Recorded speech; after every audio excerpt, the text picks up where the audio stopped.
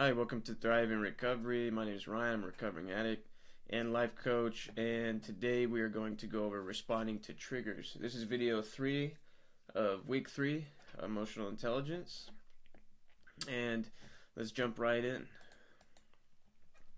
So, what is an emotional trigger? It is events, experiences, or memories that cause an intense emotional reaction regardless of the current circumstances or current mood.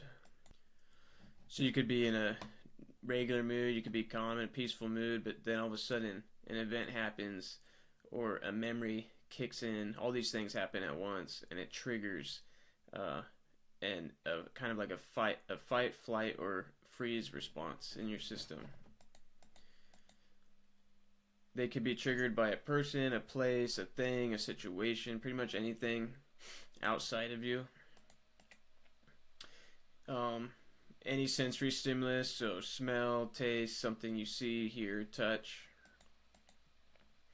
Essentially, it's a non-threatening stimulus is triggering an autonomic fight, flight, or freeze response. It just means that it's not threatening your life, but it's still creating an automatic fight, flight, or freeze response.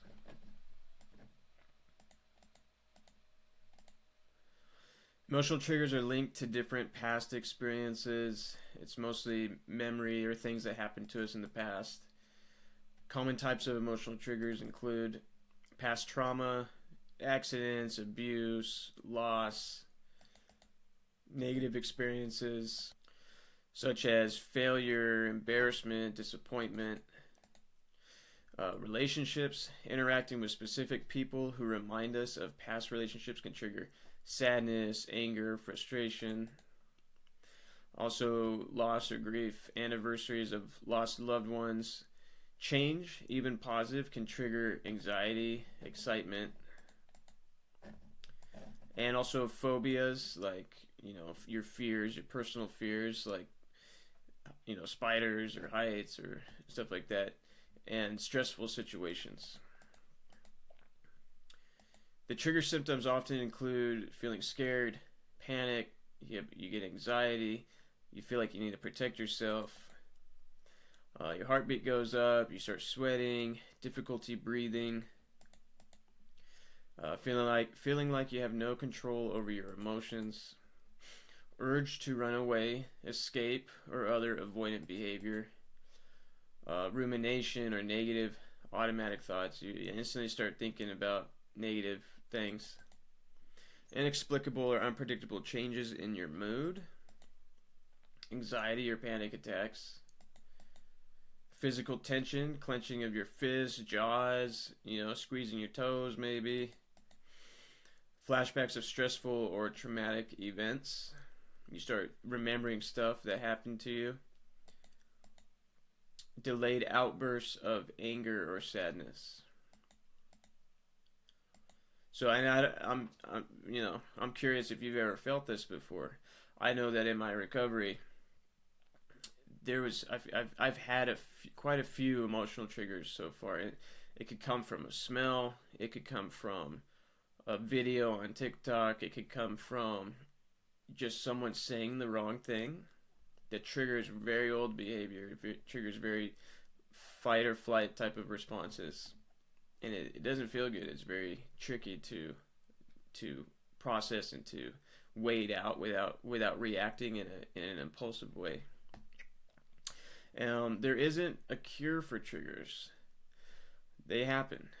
All we can do is identify when we're in a heightened emotional state, try to understand why, and manage our reactions. So we still feel, we still process it. We do our best to manage what decisions we're going to make in response to that. So you could kind of narrow your emotional triggers by avoiding certain people, certain places, certain things, certain situations to the best of your ability. But throughout recovery, unforeseen events can still trigger your emotions, so it is best to be prepared for these situations by having emotional intelligence and healthy coping skills. And that's what this video is going to be about. Just going over how to respond, how to manage emotional triggers, and how to set up a plan for when they happen. So what can be done? When we experience an intense emotion, we want to respond instead of react. This is again the difference of being a reaction to the world or a conscious response. A compulsive reaction to life or a conscious response to life, whether it's your mind, your emotions, triggers, people. This is what we're moving into, right? When we were running around, we were a compulsive reaction to life. So reacting while in our heightened emotional state can lead to more unpreferred outcomes. It could lead to consequences. It could lead to us spiraling even deeper into shame and guilt, perhaps saying something we didn't mean, trying to be mean to somebody else, that kind of stuff. Quitting our job, telling our boss, fuck off, right? So what we want to get good at doing is going from one emotional state to another, from one we don't want to be in to one that we want to be in. So we experience this state, we process it, we feel it, and when we fully processed it, we trigger and get ourselves into a more pleasant emotional state, which is possible. And that's being, the master of your emotion. This process takes time and practice. Things you can start doing to move this process along is identify your triggers by journaling moments when you feel triggered. Reflect on what happened before, during, and after the trigger. Patterns to look for common themes or patterns that lead to your triggers. Certain people, environment, situations. Basically just getting an idea of what's the perfect combo that gives you this trigger. Is it videos of people in shootouts? Is it movies of people doing your drug of choice or getting high? Is it hanging out with people who still talk about that kind of shit? You'll start getting this over time. It's good to journal those down, or at least note them in your mind, and hopefully you can remember them. Build awareness with mindfulness. Practice deep breathing exercises to calm the nervous system when triggers arise. Body scanning. So first, the breath work is a big one. I try to maintain a slow breath throughout the entire day, and I try to be very conscious about my breathing throughout the entire day. I notice it helps slow me down, it helps keep me calm, it helps slow my heart rate down. And so when these emotional triggers arise, I just jump back into that and I bring it back down. It takes practice. Another thing you do is body scanning. So when you feel a trigger coming, check in with your body, notice the temperature. Notice if there's tension, any discomfort anywhere, where you're feeling the emotion. Is it in your chest? Is it in your stomach? Is it in your throat? Is it in your head? These can signal emotional shifts. Pause before responding. So this is a big one. It's very simple because you basically do nothing. You practice the pause. When you feel triggered, take a moment to pause. This can prevent impulsive reactions and give you a moment to think of a better response. Set intentions. Ask yourself how you want to respond, how your response aligns with your goals. Right, so if something triggers you and you want to act out instantly, impulsively, you want to just do it. It actually feels more natural to act out. But when we're living in a conscious life, and we have goals that we want to achieve, and we have people that we got to work with, and things we want to accomplish, just acting out just because it feels right isn't going to set us up for success. What we want to do is pause.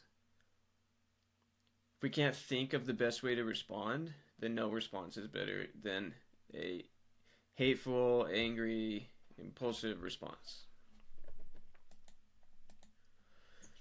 So reframe your thoughts. Challenge negative thoughts.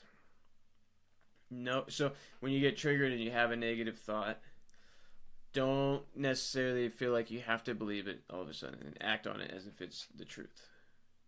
Because most of the time it's just fear talking. Notice any thinking that doesn't serve you or your goal and reframe it into something that does.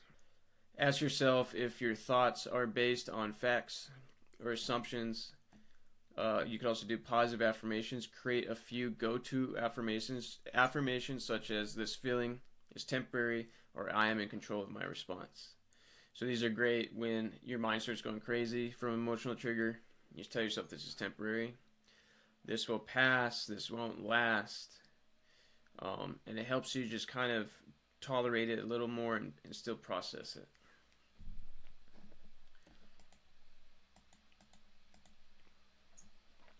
You could establish grounding techniques, sensory grounding using your senses to bring you back into the present. An example of this is noticing 5 things you can see, 4 things you could touch, 3 you could hear, 2 you can smell, 1 you can taste. Go through all of your senses and just find one thing. This brings your awareness to the present moment. There's physical grounding, like touching a piece of fabric, holding a cold glass of water, pressing feet into the ground can recenter you. So adjusting your energy, adjusting your body. Develop a support system. So trusted people that share your triggers, or trusted confidence, share your triggers with trusted family or friends who can support and keep you accountable. So if you hang out with people that you confide in, let them know, like, this is a big trigger for me. And it causes an intense emotion inside of me. So let's do our best to, like, not bring it up or not talk about it all the time. That kind of stuff. Because people don't know until you tell them. Community support. This is the benefit of the groups. Support groups can offer shared experiences and effective coping strategies. So, in this Thrive in Recovery program I made, there's a lot of great tools in here, but it doesn't end here. Like, I hope that the support community that I'm creating is people from all walks of life, from all paths of recovery, just sharing what helps them in their daily life. So you can always go there and learn more things. Practice self-compassion. This is accepting emotions without judgment. It's being kind to yourself, giving yourself permission to feel without beating yourself up, without calling yourself names, calling yourself a B word, or being mean to yourself because you're feeling a certain way. There's nothing wrong with it. Remind yourself that it's okay to struggle and that managing triggers is a learning process. Practice self-care to help reinforce this compassion. So when you do get triggered, and even if you act out on that trigger, don't beat yourself up about it. Be aware of it. Set the intention to do better next time. And that remind yourself that you are a work in progress. You are a growing being, and that you still have stuff to learn. So love yourself, basically. Focus on physical wellness, and this is what we'll get into in the next module. Exercise, physical activity can reduce stress, which helps make triggers less intense. Healthy routine, consistent sleep, balanced nutrition, and a regular relaxation practice like yoga, meditation can improve emotional resilience. And we'll go deeper into why. There's a whole science behind it. It's the chemistry of your brain and your body, and how that's properly addressed with exercise and balanced nutrition. But also, your sleep is super important, and doing things like meditation to relax your mind, relax your body, or yoga will also improve your emotional resilience. And ultimately, seek professional guidance when needed. Remember, I'm not a counselor, I'm not a therapist. I'm just a recovering addict who is sharing tools that I found very helpful in my recovery. And I'm a life coach to provide support for recovering addicts to have that kind of person in their corner. So if some emotional triggers are overwhelming, consider working with a therapist or a counselor. Like if these things are really damaging your life or preventing you from moving forward, see a therapist, see a counselor. Coaching practice for responding to emotional triggers. Okay, so I'm going to read this off to you. What I want you to do is to just sit comfortably and close your eyes. Come join me in this. Close your eyes, take a deep breath in through your nose. Hold your breath. Exhale. Take one more deep breath through your nose. Hold your breath. Exhale. Just relax, keep your eyes closed. I want you to imagine a situation that you could either make up or it's something that recently happened that made you angry, it triggered you. It triggered your emotion. Maybe you saw something that reminded you of your addiction. Maybe somebody said something and made you angry. Maybe somebody did something and made you angry. Maybe you felt stressed out and couldn't hear any voice of reason.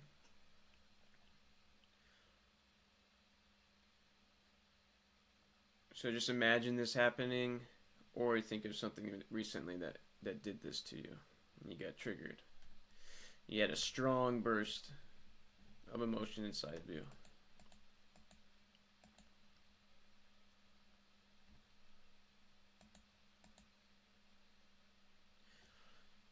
So what I want you to do next,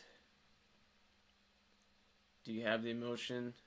I want you to identify exactly what emotion it is you're experiencing. Maybe you're angry, but another way of saying it is you felt disrespected.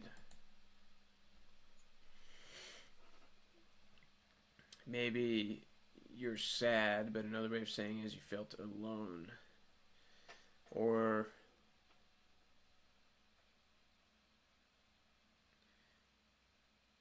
maybe you're frustrated, but another way of saying it is you're scared.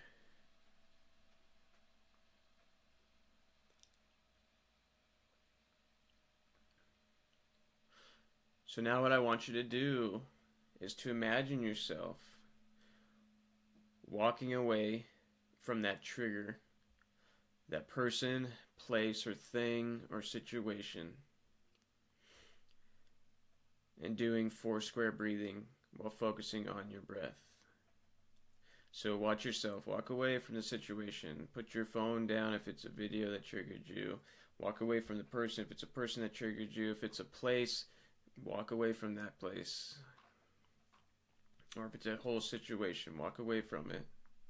And do 4 square breathing. That's where you do 4 seconds inhaling, hold your breath for 4 seconds, exhale for 4 seconds, hold your breath for 4 seconds. And you do that repetitively. So we'll start that now. Inhale. 1, 2, 3, 4. Hold your breath. 3, 4. Exhale. 1, 2, 3, 4. Hold your breath. 1, 2, 3, 4. Inhale. 1, 2, 3, 4. Hold your breath. 2, 3, 4. Exhale. 2, 3, 4. Hold your breath. 1, 2, 3, 4. Now breathe regularly. Keep your eyes closed. What I want you to do is to give yourself the compassion to experience what you are feeling, letting yourself experience your emotion without judging yourself, without beating yourself up, breaking yourself down, belittling yourself. And then I want you to thank the emotion for showing you a part of you that you can work on and grow, and for teaching you something about yourself.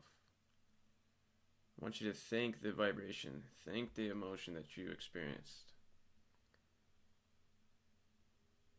Showing you a trigger, showing you something that's maybe dormant inside of you, something unconscious you weren't aware of, and ultimately teaching you something new about yourself.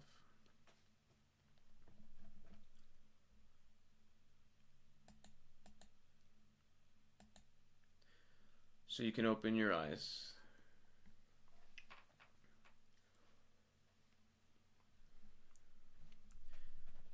So this is a practice.